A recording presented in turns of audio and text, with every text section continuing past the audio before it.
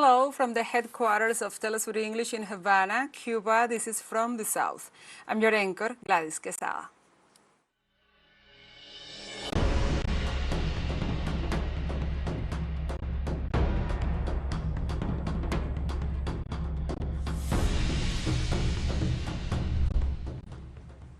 The general debate of the 78th session of the United Nations General Assembly continues on Wednesday, with world leaders speaking out in support of peace and the implementation of the 2030 Agenda.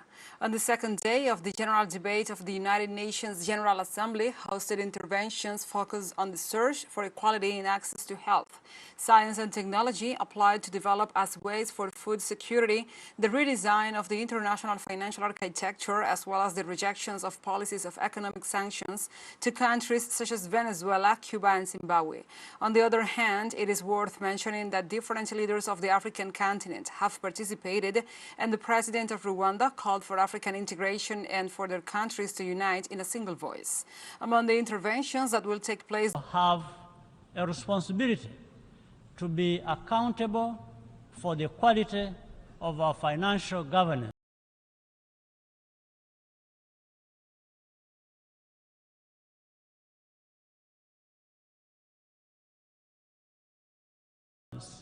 And the management of our natural resources.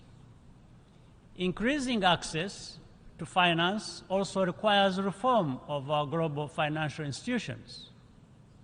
In this regard, we welcome the proposals of the Bridgetown Initiative, as well as the Paris Summit for a new global financing pact. The president of Rwanda, Paul Kagame, stressed the importance of unity in Africa to overcome different challenges. He also highlighted that the region urgently needs to be fully represented in bodies when decisions concerning their future are made. Africa urgently needs to be fully represented in bodies where decisions concerning our future are made. Just as urgently, Africa must be fully prepared to speak with one voice. Ultimately, a more effective development cooperation framework must give equal weight to everyone's needs and priorities. That is what builds fair and equal partnerships and a more just and peaceful world. And the president of Namibia, Hage Geingob, addressed the United Nations, referred to the importance of health and emphasized that health needs investment and production in the global south. We need to change the status quo. To do so, we must end vaccine apartheid. We need to ensure equitable access to health products. We need stronger commitments from healthy countries on technology transfer and on the removal of intellectual property barriers, and on investments in manufacturing to enable vaccine production in the global south. Addressing the United Nations, the president of Namibia, Hage Geingob, also called for the lifting of unilateral coercive measures against Venezuela, Cuba, and Zimbabwe. The embargo against the Cuban people remains unjust and must therefore be lifted. Namibia appeals to the United States of America to remove the Republic of Cuba from the list of state sponsors of terrorism, as there is no evidence to support such classification.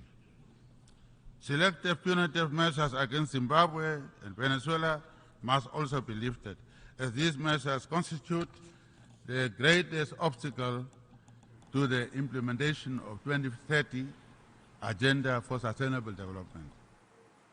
The president of Suriname, Chan Santokhi, during his intervention of the UN General Assembly, highlighted that food security is crucial and pointed out science, technology, and innovation as a way to achieve food security.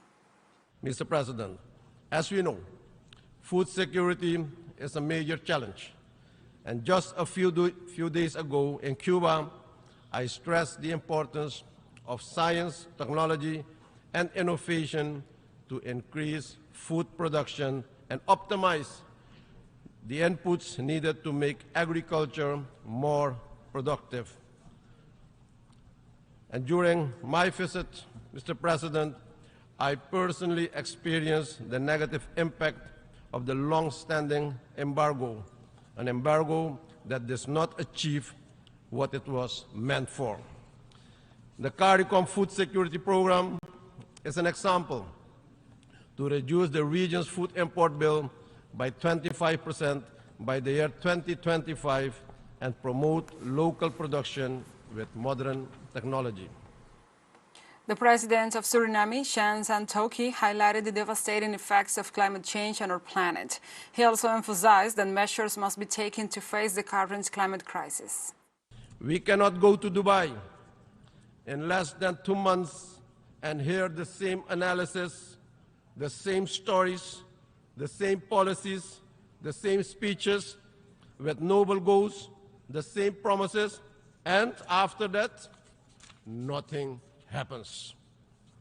Ladies and gentlemen, yes, it takes too long to make the required decisions that will have a meaningful impact and all will improve our living conditions. We need easier access to climate financing to implement mitigation and adaptation policies. We must walk the talk regarding loss and damage. And the president of Ghana, Nana Akufo-Addo, mentioned the lack of trust in the different organizations responsible for maintaining the world order and the resulting consequences. The cohesion that we need to build the peace and prosperity of our societies is disintegrating and nearing Cold War lows. We do not seem to have any common values on which we can all agree, nor common goals to which we all aspire. The fault lines are not just between poor and rich, or the South and North, or the developed and developing countries.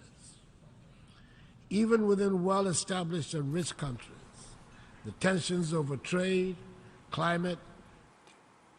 The president of Ecuador, Guillermo Lasso, in the framework of the United Nations General Assembly, referred to the violence plaguing the Central American nation and denounced that organized crime operates as a transnational organization. Just a few weeks ago, Ecuador experienced a hitherto unheard of event: the assassination of a presidential candidate. I'm referring to Fernando Villavicencio, a clear-sighted and brave Ecuadorian who denounced outright the activities of organized crime and its links with political mafias. Transnational organized crime is a corrupt and murderous system which penetrates society and the state, which defies the democratic stability of our countries, and which is progressing at great speed. It's not a problem exclusive to Ecuador, it's a global problem. Indeed, across the world, we see expansion of the same phenomenon as Ecuador is suffering. And we move on to other topics. The government of Venezuela informed that the liberation operation Cacique Guaycapuro in its first phase has been a total success. The official statement noted that the executive congratulates the police departments for the clean and immediate restitution of order and the absolute control of the penitentiary center of Tocorón. It also informs that this center will undergo a restructuring process and will be completely dismantled. In this sense, the issued text underlines that during the effective operation, a center of conspiracy and crime used by an international criminal network against the Venezuelan population was dismantled.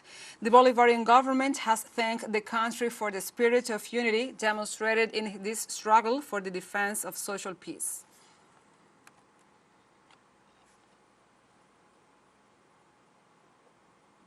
And in this context, the Bolivarian government informed that after the successful intervention of the penitentiary center Tocorón early on Wednesday, the second phase of the liberation operation Cacique Guaycapuro, corresponding to the process of search, pursuit and capture of fugitives, is progressed.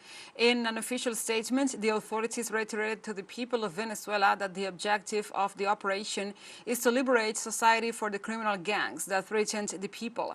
In this sense, the report noted that all security forces are deployed in perfect social articulation through the police departments and ensured that each and every one of the criminals will be captured. Finally, the statement also said that the commitment is to the citizen security, the defense of the peace, and the right to life for everyone.